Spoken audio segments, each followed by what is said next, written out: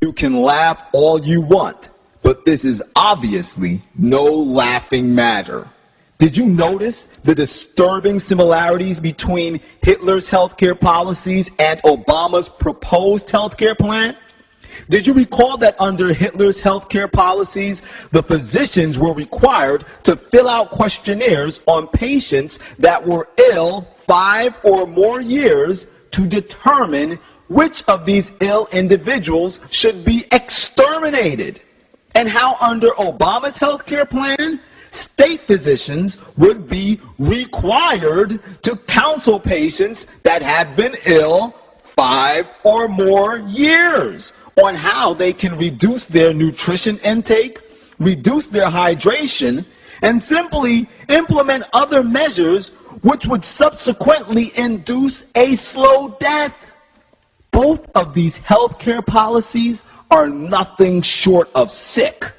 Now you may be wondering, what does this have to do with some sinister plot that Obama has in supporting homosexuals and LGBT rights?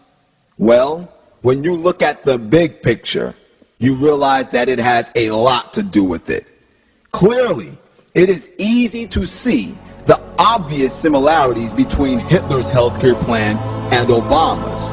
But what may not be as clear to see for the majority of you out there is that there are a variety of issues upon which the former Führer of the Nazi Party and the current president of the leading nation of the free world hold in common. And one of these issues happens to be the embracing of homosexuality. What most people are not aware of is that Nazism embraced homosexuality.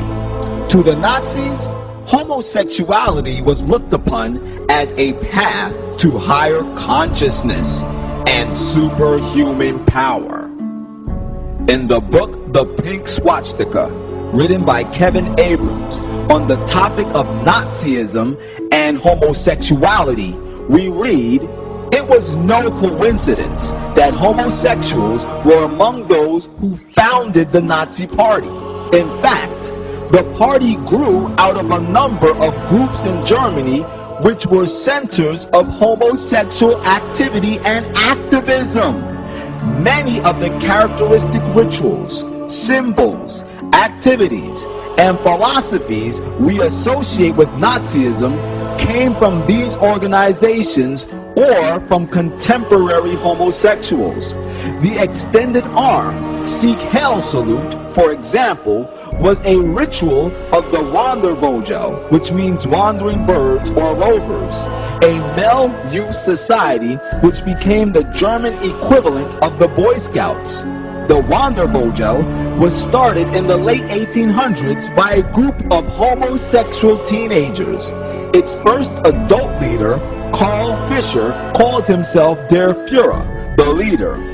Hans Blüher, a homosexual Nazi philosopher, an important early member of the Wandervogel, incited a sensation in 1912 with the publication of The German Wandervogel Movement as an Erotic Phenomenon, which told how the movement had become one in which young boys could be introduced into the homosexual lifestyle.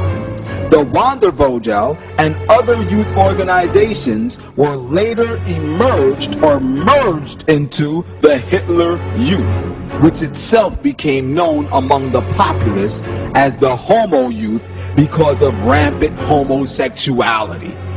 The fact that the Nazi movement embraced homosexuality may understandably come as a shock to many of you, because from the common historical accounts that we hear, we are told that the Nazis murdered homosexuals, which is very true. But what you don't hear is that the homosexuals which were despised and murdered by the Nazis were those that were effeminate. It was the butch-styled homosexual that found acceptance and was looked upon by the Nazis as a means of obtaining a higher state of consciousness and superhuman power. And this concept was one that they adopted from the occult Theosophical Society that was started by Madame Blavatsky.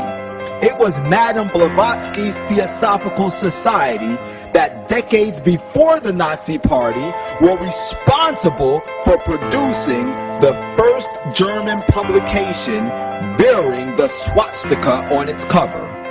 The occult prophetess Madame Blavatsky was also the individual responsible for the implied definition of the swastika. She defined it as the sign of creation, the mystical destiny of the Aryan man.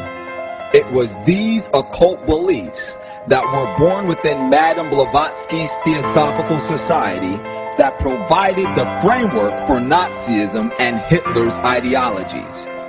Though Hitler posed as a Christian, he was undoubtedly a New Age occultist. The origin of the well-known Nazi SS can be traced back to Guido von List, who was a well-known occultist and adherent to the teachings of the Theosophical Society. And there is a clear similarity in List's and Hitler's beliefs. Guido von List believed in renouncing Christianity and returning to the pagan religions of the ancient Europeans. And Hitler himself is quoted as saying, "The old beliefs will be brought back again.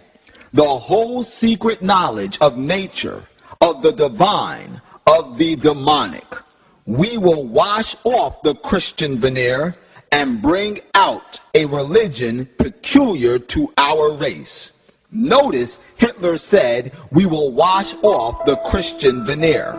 A veneer is a cover or a disguise with an attractive appearance.